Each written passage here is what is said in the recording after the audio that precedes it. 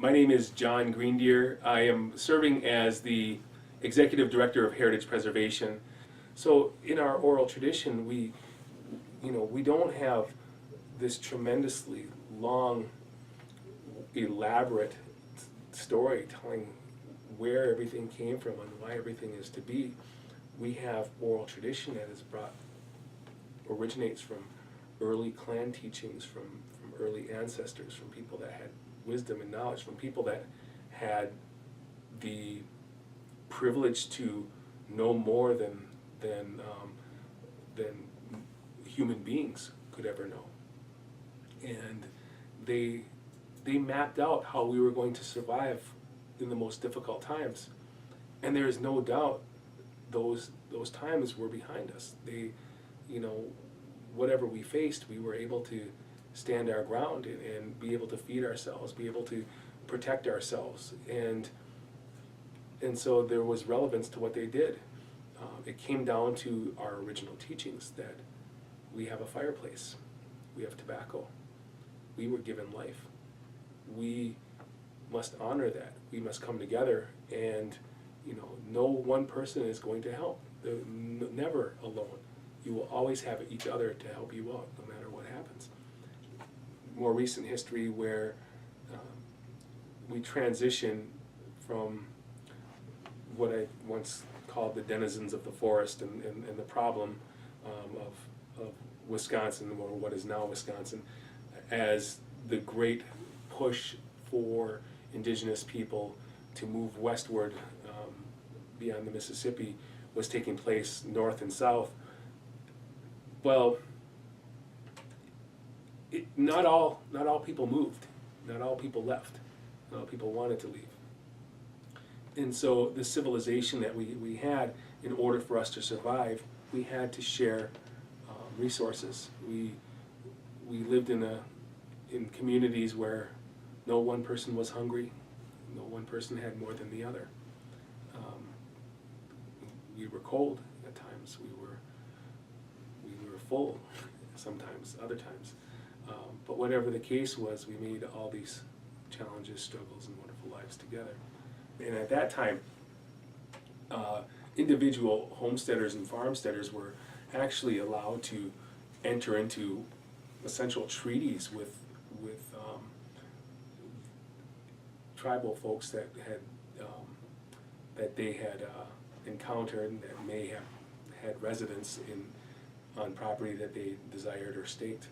You have folks that have entered into these agreements, and those who have done so on behalf of tribes and villages and communities that they probably never even spoke to, looking at these things, ordained by whatever magistrates there as legal and binding transactions for giving up land. The Department of Army came out and they began basically regulating and actually marshaling in a plan to gather up the Ho-Chunk people and take them west of the Mississippi. Many stories of Blue Earth and Albert Lee and places along the railway in which the trains would stop and we would take out the individuals who did not make the trip in the coldest days of winter and bury them and have ceremonies there. And again, the train would move on and some people would get out and walk back. We had whatever destination they were at, you got dropped off and there wasn't a place to go. It was cold. They didn't know how to get resources to even set up camps, and once again they walked back. This happened over 7 times, and sometimes accounts could range up to a dozen times these forced removals had taken place. Never ever really gathering all the Ho-Chunks from the forests. And so they began giving allotments out for families and communities to make their life on. However, those were, even at largest, 40 acres to sustain life in the traditional fashion that Ho-Chunks did. There was no room for fishing, farming, gathering, hunting. Whatever was there was, pretty scant, and they began selling properties to people that wanted them. And once again, we wind up at square one. Well, the federal government then began taking land into trust. Basically, and this is a very crude way of depicting it, but basically telling non-natives you can't buy Indian land anymore, and telling natives you can't sell Indian land anymore. You know, these are yours in perpetuity. These are yours to. We are going to hold these as your trustee, and it's basically for the Ho-Chunk people a series of small reservations, 5 acres, 40 acres, 20 acres, and so setting those that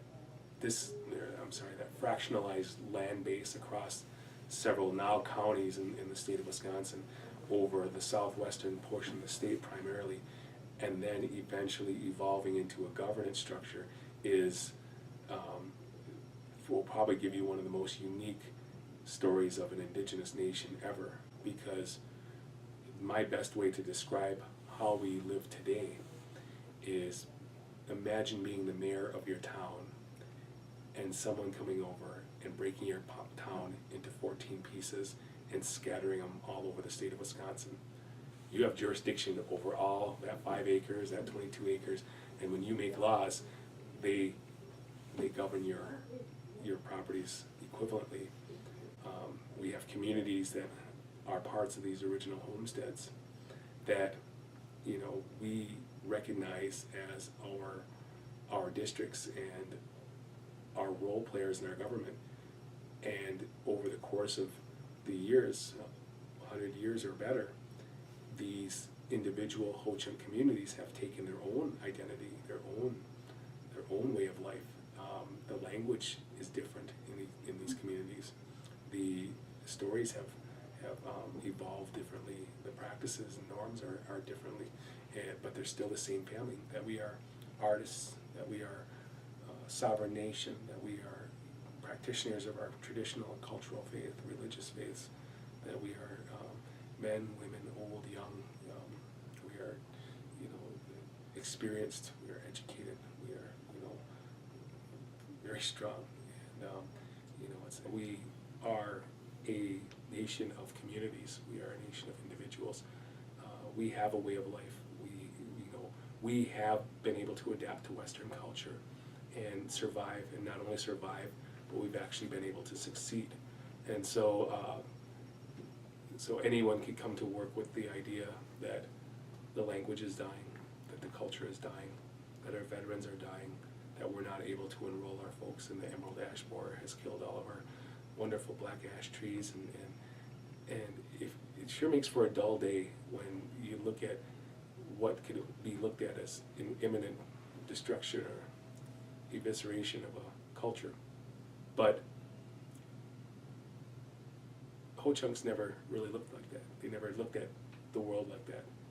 They always talked about whatever was difficult, no matter what, you could always take something good from there.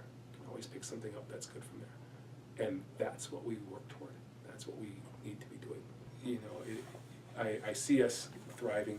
You know, we're very fortunate, and as I mentioned, you know, we have so many episodes where what we know, what we still know, what we still do, what we still say, are evident today.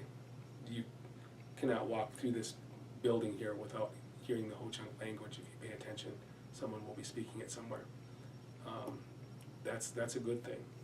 And knowing that today our guests here are on Ho-Chunk land, state can't touch you here. This is you're on our land, and this is you know, these things mean a lot. These things strengthen not only our personal identities, but also give us ownership that our ancestors came back to every single time that they were removed.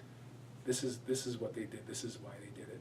And so, come hell or high water, we know what they went through was more challenging than anything that lies ahead for us. And so with that, we'll take that to our next chapter, and we will not only survive, but we will succeed.